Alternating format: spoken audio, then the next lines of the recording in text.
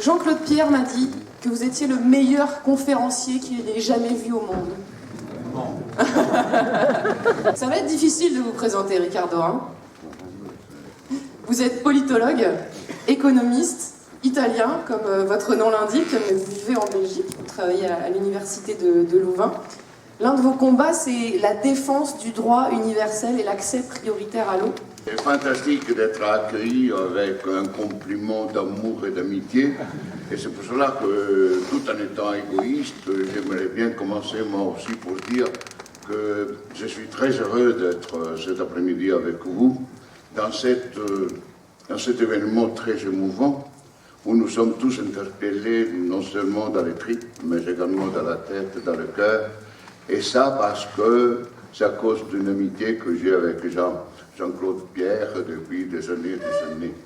Je crois que votre initiative il y a 50 ans représente un exemple formidable, c'est un paradigme, je dirais, un exemple formidable de la volonté d'un peuple de reprendre la main sous son propre devenir.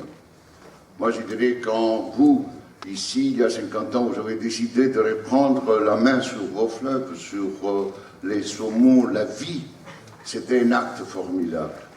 Et tant qu'il y a des peuples qui veulent, comme le Maori maintenant, tant qu'il y a des peuples qui veulent effectivement reprendre en main, sans se soumettre à la puissance de pouvoirs dominants, je crois que la destinée de l'humanité est toujours prometteuse.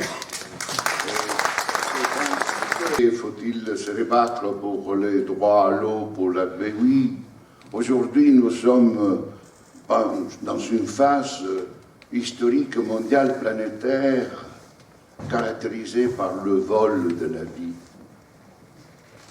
Depuis 30 ans au moins, on nous vole la vie. La vie est volée.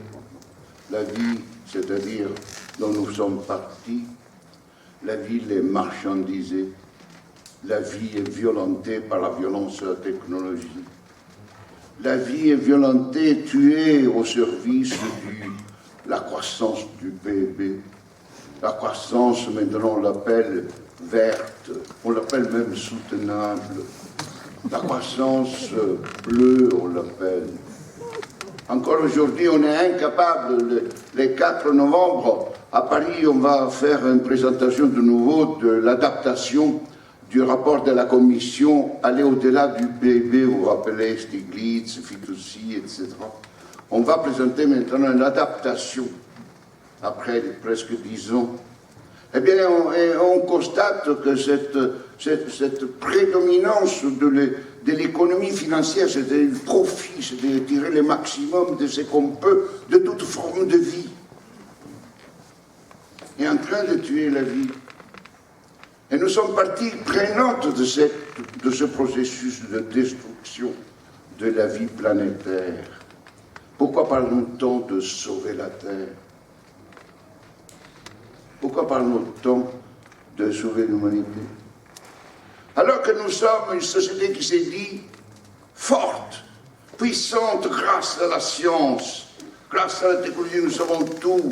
Nous faisons des transactions financières au millionième de seconde. Ce qui signifie que désormais la finance n'a rien à voir avec les liens avec les gens. La finance a un temps social qui n'est pas le nôtre, a un temps qui n'est pas humain. Qu'est-ce que ça veut dire faire une transaction financière à un millionième de seconde? Qui d'entre vous comprend un millier de secondes? Un millième de seconde? Qui comprend? Ils le font à un millionième de seconde. Aujourd'hui, nous devons nous révolter. Aujourd'hui, il est temps que, comme les Maoris, comme en ce moment les Chiliens, comme en ce moment les populations d'Hong Kong, il faut reprendre notre capacité d'être ensemble des sujets d'histoire. Nous avons terminé d'être sujets d'histoire. L'humanité n'existe pas. Elle a émietté. Elle a été bafouée. On n'y croit pas. Personne ne croit à l'humanité. Si quelqu'un parle ici d'un projet mondial, tout le monde rigole. Parce qu'on ne croit pas que nous soyons capables d'agir ensemble au plan planétaire. Parce qu'on dit c'est difficile. Parce que les dominants nous sont imposés de croire pas à l'humanité. Les dominants disent, tu ne peux pas faire ce que tu veux. Tu dois faire ce que nous voulons.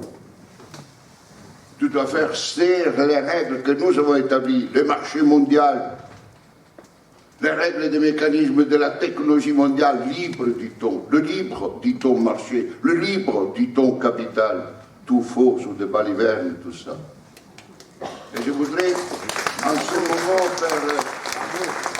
faire une liaison directe avec nos amis et nos frères de Maori.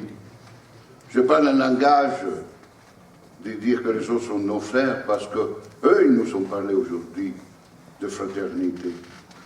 Et en France, liberté, égalité, fraternité, c'est bien oublié depuis belle lurette. Et alors, qu'est-ce qu'ils nous ont raconté pour revenir à la question qu'on m'a posée, l'eau, bien commun? Vous avez vu, ils ont développé des principes, maintenant, je vous rappelle, le mot fréquent, c'était quoi? Indivisibilité. La vie est indivisible. Qu'est-ce que nous avons fait, nous occidentaux? Dans les British people, vous dites, Nancy. Ce n'est pas seulement les Britanniques qui ont fait autre chose que le Maori, nous aussi. En 1992, qu'est-ce qu'on a fait, nous, de l'eau? Qu'est-ce qu'on a déclaré en préparation du premier sommet de la Terre en 1992 à Rio? On a déclaré, la communauté internationale a déclaré que l'eau était un bien économique, n'était plus un bien commun, n'était plus un bien social collectif.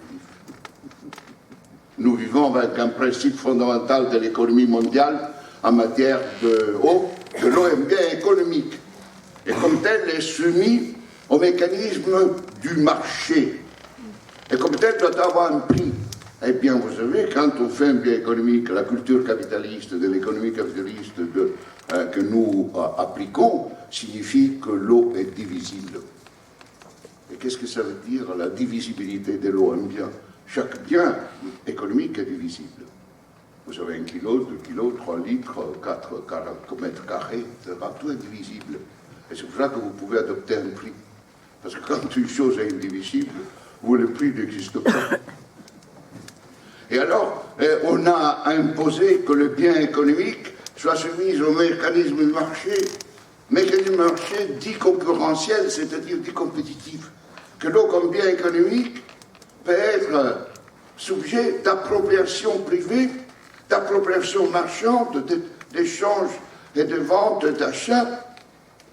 Et ensuite, ça signifie que je peux m'en approprier et faire l'usage que je veux.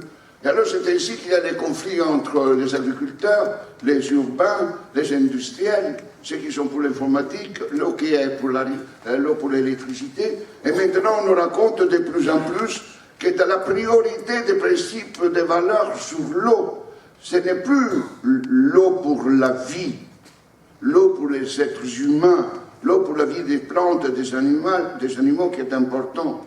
C'est que l'eau va devenir de plus en plus essentielle, fondamentale pour l'énergie. L'eau pour l'énergie, pas l'eau pour la vie. Parce que nous avons décidé d'éliminer, à juste titre, tous les systèmes d'énergie fossile. Et maintenant, on veut dire que l'eau hydroélectrique, etc., va devenir de plus en plus importante. On l'a déjà fait avec l'énergie nucléaire, hein, je vous rappelle. Tout l'eau que l'énergie nucléaire utilise, elle a souvent détruit des fleuves, des rivières,